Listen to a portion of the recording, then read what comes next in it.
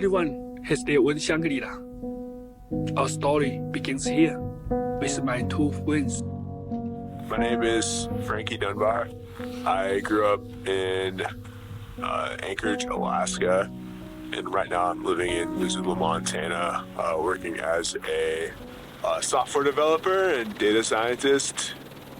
My name is Toomas. I come from Estonia originally, but now I've been in Canada for 10 years.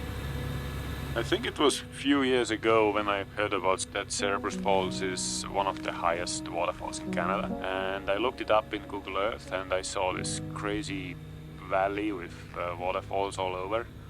If you're an ice climber, then it looks like a dream.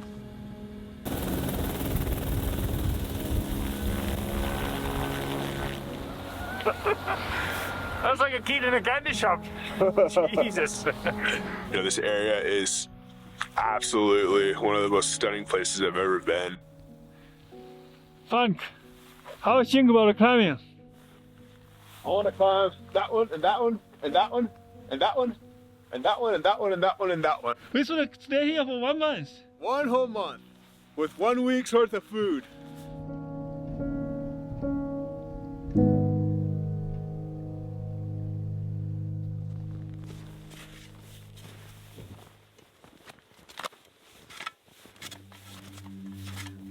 This is me.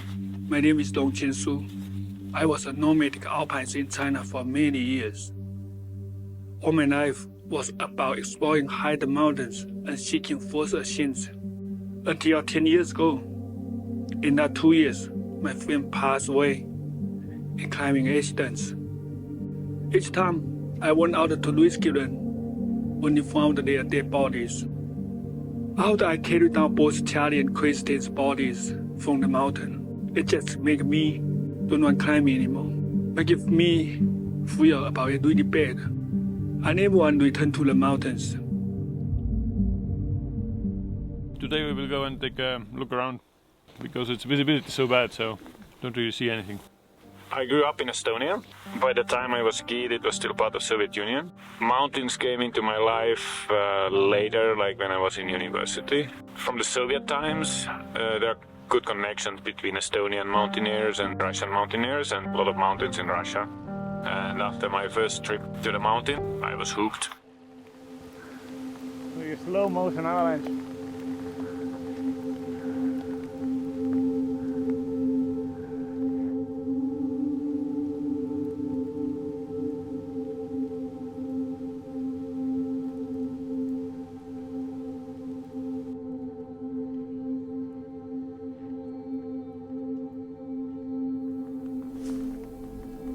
Slowly building up, huh?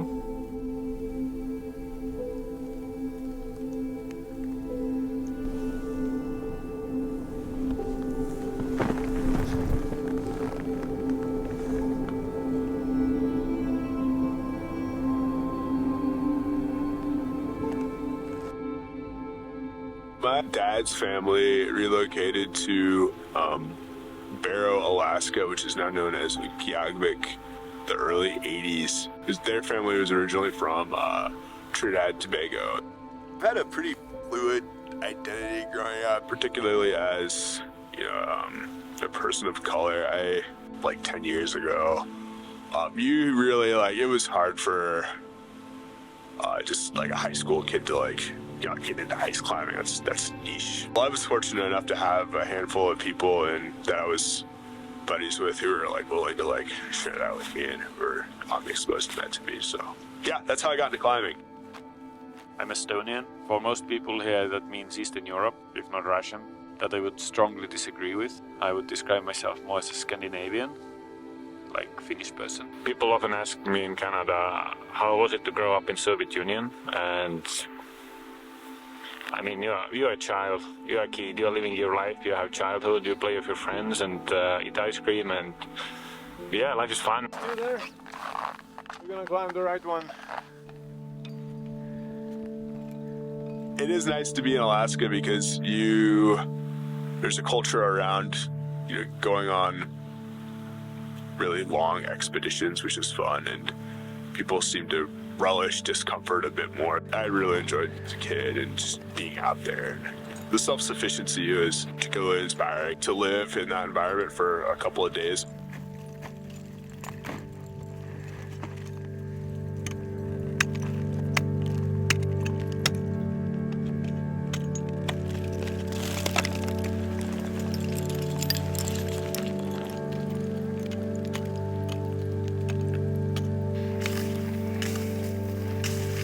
There's a lot of bad ice. That means everything takes much more time. You have to really work for many placements just to remove the snow, remove the bad layers, make sure that your sticks are solid.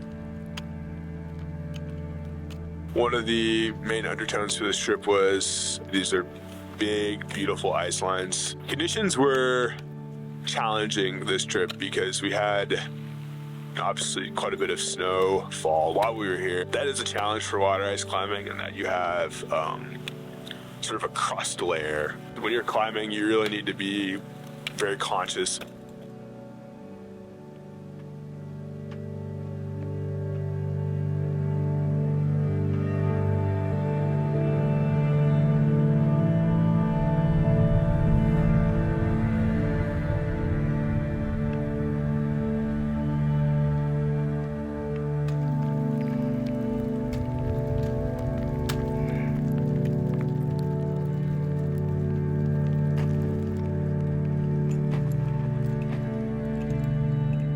My background from Estonia, from the Soviet Union, where life was quite a bit different, and also my travels. I lived in a third world countries and seen how bad life can be, and living a week in a backcountry will teach you that these comforts that we have at home in the city is a luxury, and it is not really necessary, and you can get away with so much less. Originally had no clue what I wanted to do, but I sort of found a niche working geology jobs in the summer, bouncing between that and commercial fishing, and then eventually found an interest in glaciology and computer science. When I stopped climbing, I got interested in filmmaking and wandering around the world. 5 years ago, I fell in love and became a father. With my family, traveling around the world and looking at a place that we can call home. Then was COVID. We eventually settled down in Kemu. 2 years ago, when I first saw this valley in summer, I was shocked by these waterfalls. And now, I imagined the waterfalls would freeze and the snow would fall during winter. I went to climbing on icefalls and skiing on the glacier above. After 10 years away from climbing.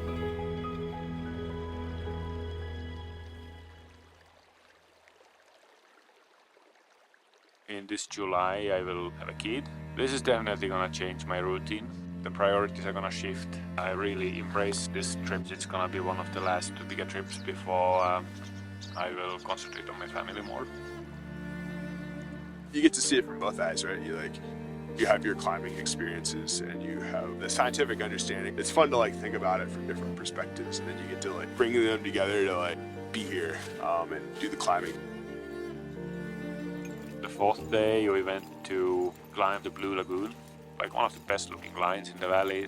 It goes up 200 meters straight up.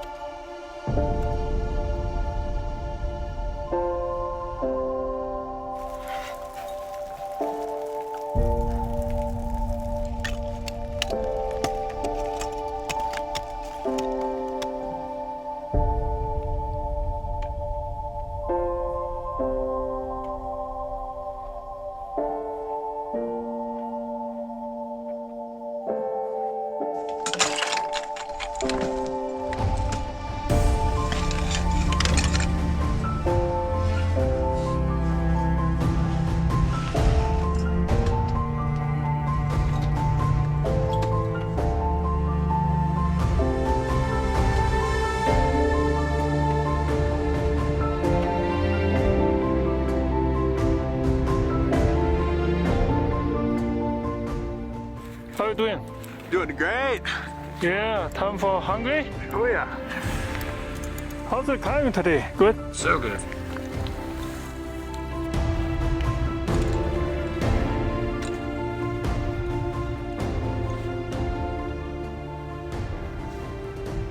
So tomorrow, what's the plan? So we're getting quite a bit of snow tonight. Might make for unsafe conditions. And lots of wallowing for the higher elevation stuff. How about you, Thomas? Another day before you get back for your kids. Yeah, I still think it would be good to get one climb all the way to the top.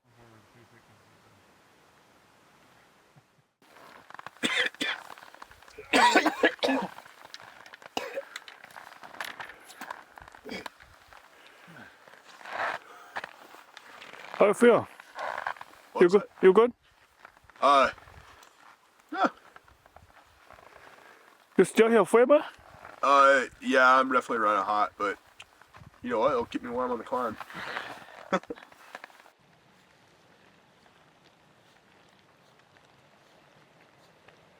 Our last day of climbing today, looks like, and the weather is not helping us at all.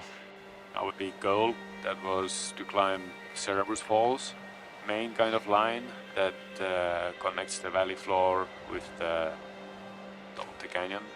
In potential, if we manage to do it, then we can go up with skis and do some ski mountaineering on the ice field.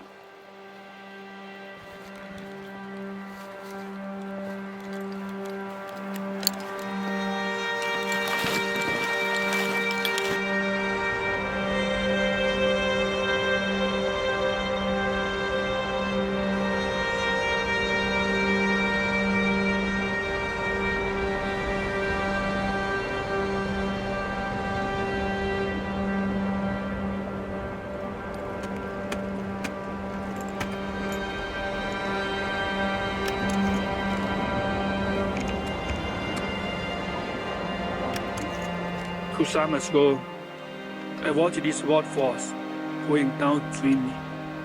And now I'm climbing on it. It's beautiful. I imagine skiing above them. Blank, what happened in your nose? Oh, I was getting my one of my picks in, and I knocked a huge block off. It was like the size of my head, and yeah, it came down and hit me right in the nose. It was not very pleasant. We still might have a chance. There's 7 pitches to go, and the weather is not very good.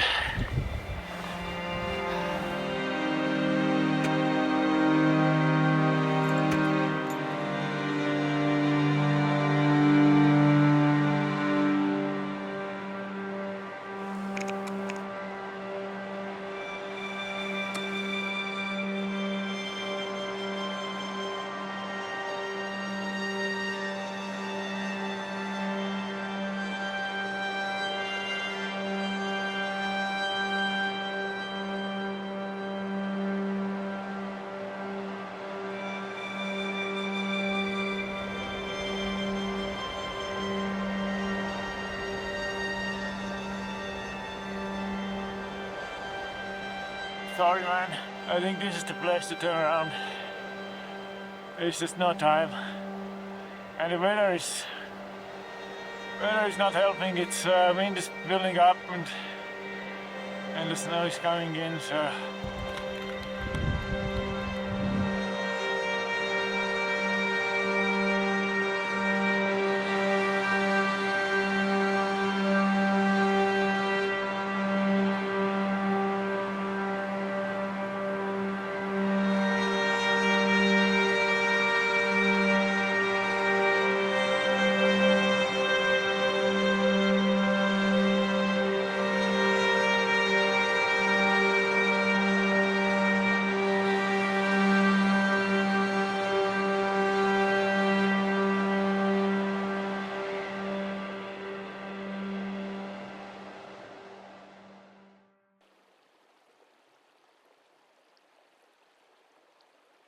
after this trip I will go back home and will become a father. I can feel the responsibilities changing for myself. Like yesterday, we were considering doing a big line, then I had to say no. Although it looked like it's probably gonna be okay. I'm guessing a couple years ago, I would have definitely said yes, and yeah, let's just go for it and give it a try. But yeah, it is also, I'm sure it's just part of growing up in general. How like special it is to be in the mountains, and that you really get to see like how quirky planet Earth is in its relation to water and its melting point. So this is the Goldilocks zone of the Goldilocks zone within our solar system, and that's me being very nerdy. Glaciers are cool, water ice is cool, snow is cool, rivers are cool. And we got it all here, and we are.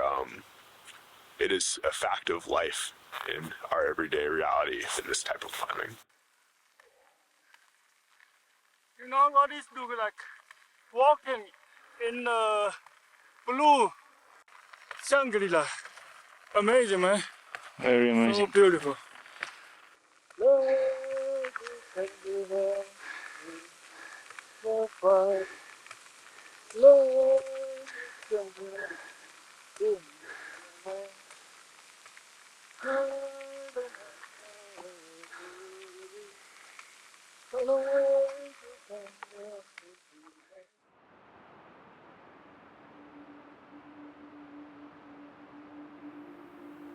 Three months later, I finally returned to this area and ski about these waterfalls.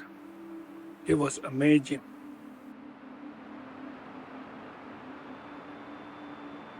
But at the same time, a modern lodge was building at these waterfalls to bring in tourists.